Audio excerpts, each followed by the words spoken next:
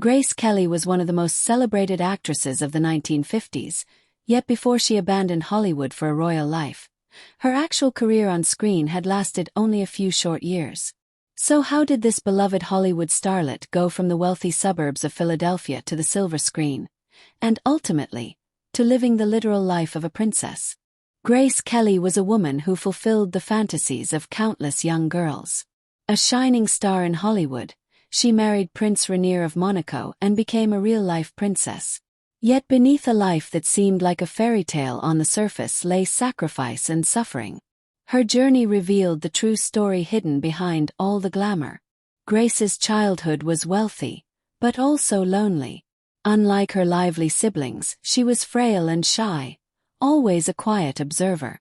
In her imagination, however, she was the princess at the center of her own story, a foreshadowing of the life where reality and fantasy would eventually overlap.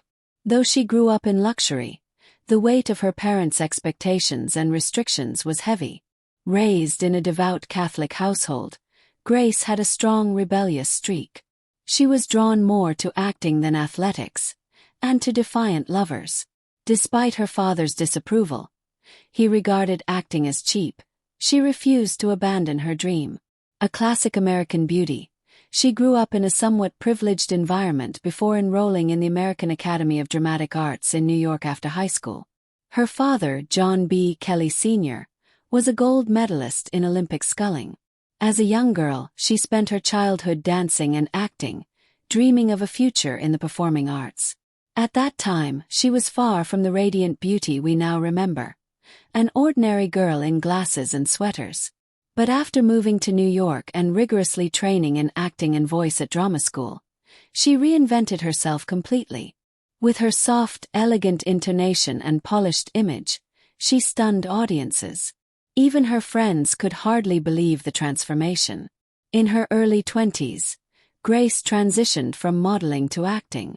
She lived in a women-only hotel in Manhattan, yet continued to defy conventions with her free-spirited behavior. Her romance with her drama teacher, Dawn Richardson, was met with her parents' disapproval, as were her relationships thereafter. Yet while her private life faced obstacles, her acting career quickly gained momentum.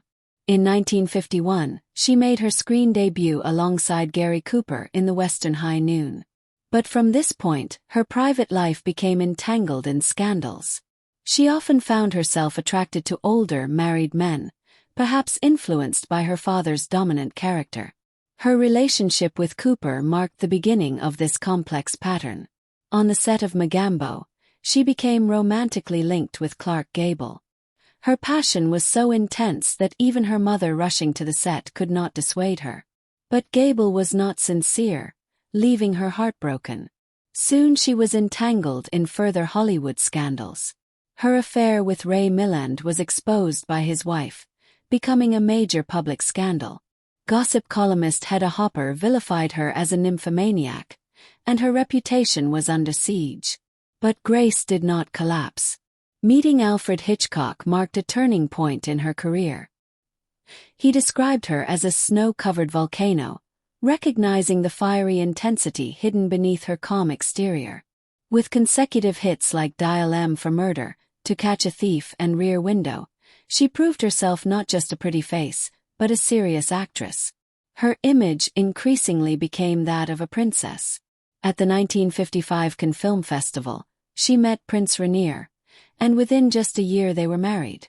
From a glamorous Hollywood star, she had become a real-life princess. But marriage also meant the end of her acting career. Hollywood studios and her fans were stunned, and Grace herself found it hard to let go of her passion for acting. Life in Monaco seemed like a fairy tale, but reality was far different. Royal duties, heavy responsibilities, and endless rumors weighed on her. Yet she never lost her poise, fulfilling her role as princess with dignity. To women around the world, she remained an icon of dreams and hope. Her story is a complicated drama of dazzling success, scandal, love, and sacrifice. Not the fairy tale princess of fantasy, but the human Grace Kelly, torn between desire and reality. Grace Kelly is remembered not only as an actress and princess, but also as a fashion icon of the 20th century. She is a name that must be mentioned when discussing 1950s fashion. Although Audrey Hepburn and Marilyn Monroe were also fashion icons of the time, Hepburn became more strongly associated with 1960s style, and Monroe is remembered for her sensual, body-revealing dresses. By contrast, Grace Kelly embodied a timeless elegance that could be emulated in everyday life.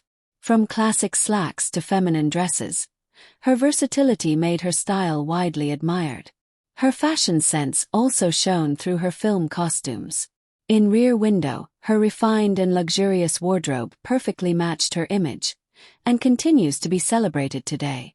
From her neat hairstyle to gloves and accessories, every detail symbolized the Grace Kelly style. These costumes were designed by Edith Head, the legendary designer who also dressed Audrey Hepburn and Elizabeth Taylor. Scarves, too, were a signature element of her style. In To Catch a Thief, the scene where she drives with a scarf billowing in the wind was so elegant that it was later parodied in the film Bridget Jones's Diary. In high society, voluminous puff sleeves, flowing gowns, and romantic skirts evoked 19th-century romanticism with a modern twist. These stunning costumes were designed by Helen Rose, who also created Grace's wedding dress. Her wedding dress, in particular, remains one of the most beautiful in history. It immediately made fashion history and influenced later gowns, including those of Kitty Spencer and Kate Middleton. Made from 25 yards of silk taffeta and 100 yards of silk net, it was embellished with intricate antique rose point lace. A veil adorned with thousands of hand-sewn pearls added even more splendor. Designed by costume designer Helen Rose, its high-neck lace and tulip-shaped skirt exuded timeless elegance. Rather than following trends, it showcased the essence of classic style, still inspiring brides today. Ultimately, Grace Kelly's fashion, whether on screen or in real life, was centered on dignity and restrained elegance. That is why she remains not just a star, but a fashion icon transcending generations. In truth, Grace Kelly may not have initially intended to retire from acting after her marriage. Following her engagement to Rainier III, she told a reporter she was reviewing numerous scripts to find a good role, and had no plans to quit acting. But only days later, Rainier announced in an interview with the Los Angeles Times, "I don't want my wife to work. We are both satisfied with this decision," thus publicly declaring her retirement from acting. Prince Rainier was firmly opposed to his wife continuing her acting career. After their marriage, he even banned screenings of Grace Kelly's films in Monaco. In 1962, Alfred Hitchcock announced that Grace would star in his new film Marnie. But just months later, the Monaco Palace firmly stated that this would not happen. Later, during the film's production, Hitchcock remarked that conservative circles in Monaco had prevented Grace Kelly from returning to acting. Grace Kelly was one of the most celebrated actresses of the 1950s, yet before she abandoned Hollywood for a royal life, her actual career on screen had lasted only a few short years.